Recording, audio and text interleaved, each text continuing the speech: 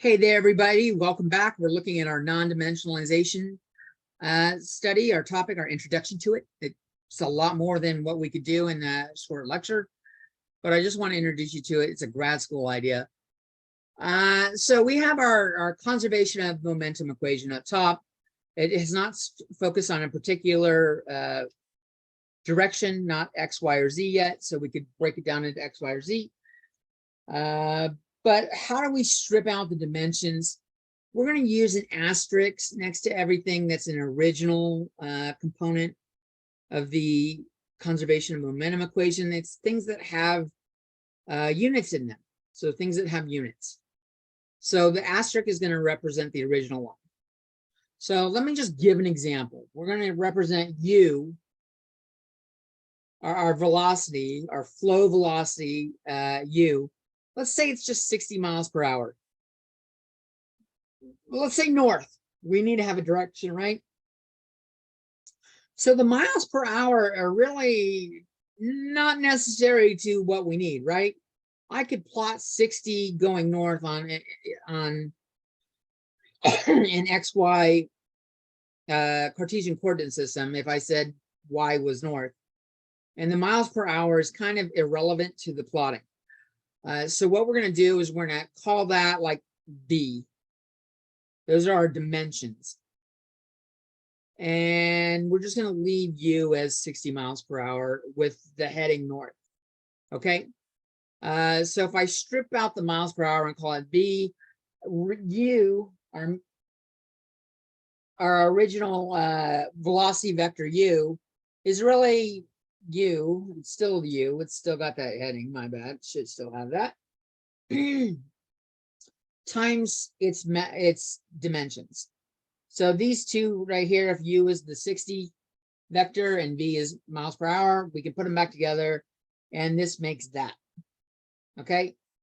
I used V because if I use a capital U, it's going to be harder to distinguish between a lowercase u.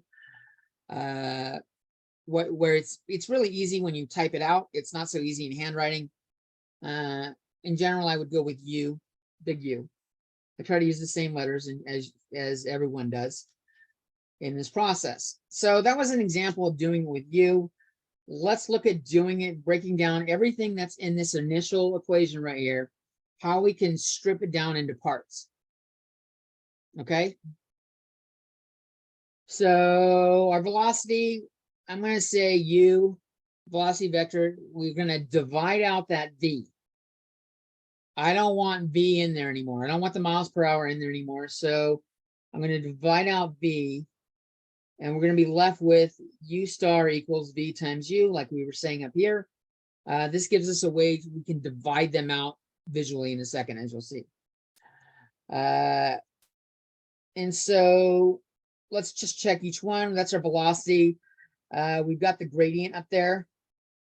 Our gradient is ddx, ddy, ddz. These are all measurements of length. Similar to length, but the x, y, and z are on the bottom.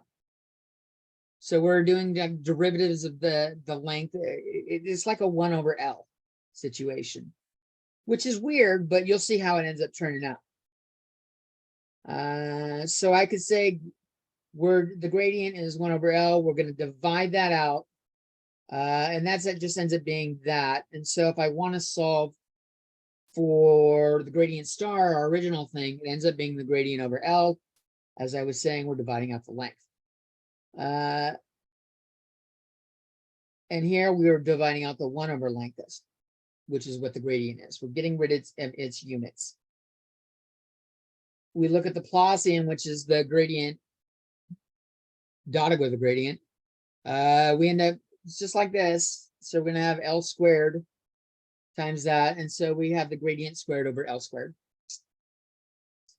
Pressure doesn't have anything natural in it.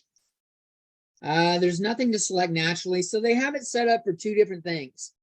When dynamic effects dominate for fast flows, where speed is important, is the biggest thing that's affecting the outcome of the equation. Pressure is set up to have units of density and the V squared. So we're going to divide that out, and that just gives us our pressure star equals density times velocity squared times pressure again. When viscous effects dominate, when things are going slowly, it's set up a little bit different. We've got L over mu V. We're dividing out mu over V, and then we have the 1 over L because it's like the gradient thing over here, like the way the gradient was. And so P star is going to be mu V over L times P. Okay, there's a lot going on here. You'll see it when I strip them out of each part. I'll remind you of this. There's a lot of moving parts in this, right? A lot of moving parts. And time we already have. Time is a measure of distance over time. Our velocity is distance over time.